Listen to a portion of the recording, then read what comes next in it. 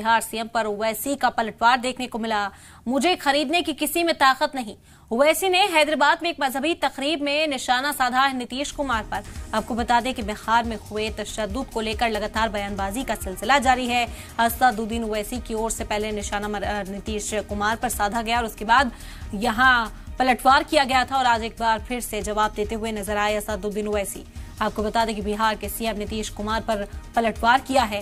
मुझे खरीदने की किसी में ताकत नहीं है। हैदराबाद में मजहबी तकरीब में ओवैसी का यह बयान सामने आया। बता दें कि नीतीश कुमार ने असदुद्दीन ओवैसी को बीजेपी की बी टीम एक बार फिर से कहा था। उन्होंने बीजेपी का एजेंट एआईएमआईएम को बताया था, जिसके बाद ये पलटवार किया गया।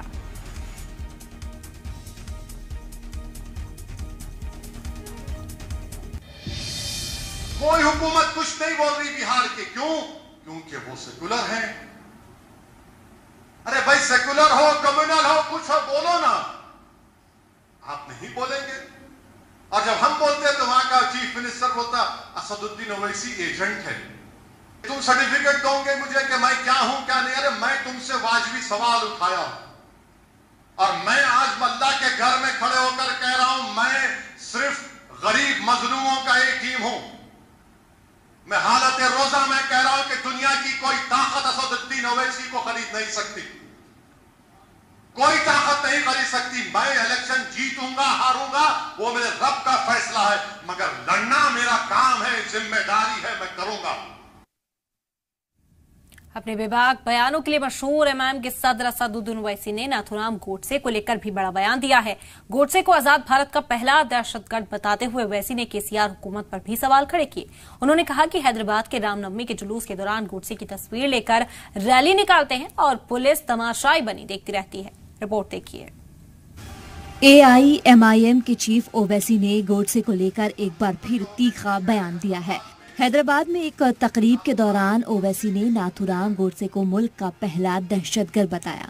कोई खड़े होकर कहता है कि मैं हिंदू राष्ट्र बनाऊंगा, कोई कहता है कि फुला कर दूंगा।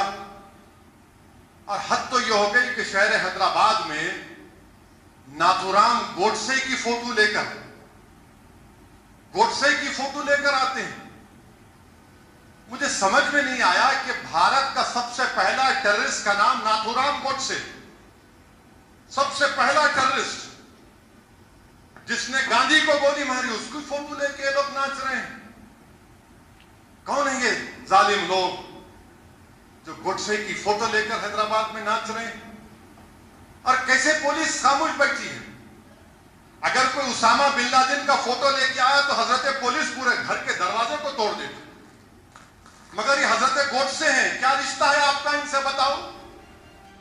उन्होंने कहा कि रामनवमी के मौके पर हैदराबाद में जुलूस में गोडसे की फोटो लेकर लोग शामिल हुए और पुलिस तमाशाई बनी रही।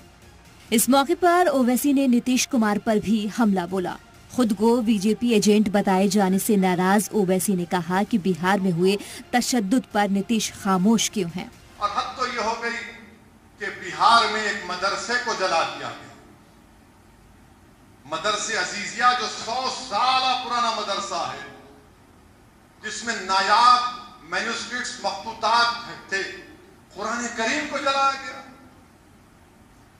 मस्जिद के मीनार को निशाना बनाया गया। और वहां पर सेकुलर गवर्नमेंट है और मैं इलेक्शन लड़ता हूं मजलिस का। नहीं तुम क्यों लड़ रहे? अरे भाई वो मदरसे को जला दिए, मुंह तो खोलो, कुछ तो बोलो, मजम्मत तो करो। कुरान को जला दिए ना, तुम गूंगे क्यों हो? अपने खिताब में ओवैसी ने राजस्थान हुकूमत को भी कटघरे में खड़ा किया है।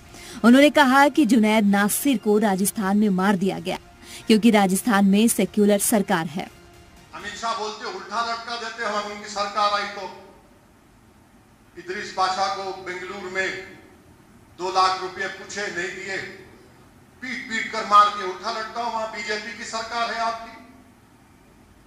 जुनैद नसीर को जिंदा जला दिया गया, तब भी कोई नहीं बोलता क्योंकि हमारा राजस्थान में सेकुलर गवर्नमेंट है। ओवैसी क्यों गया उस जुनैद और नसीर के घर को? अरे मैं नहीं गया तो कौन जाएगा फिर?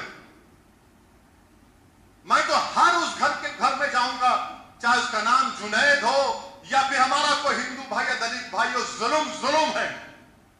सिर्फ मुसलमानों पर जुल्म हो तो जुल्म नहीं, किसी पर भी जुल्म होगा तो जुल्म है।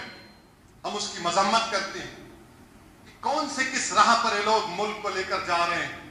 आजादी का अमृत उत्सव मना रहे हैं और महाराष्ट्र की दरगाह में अंदर जाकर झंडा हिला रहे हैं। मुल्क में मुसलमानों की सियासत करने का ख्वाब देख रही ओवैसी का पहला मुकाबला सेक्युलर जमातों से पड़ रहा है, क्योंकि खुद को सेक्युलर बताए जाने वाली पार्टी में बड़े बड़े मुस्लिम लीडरान मौजूद है।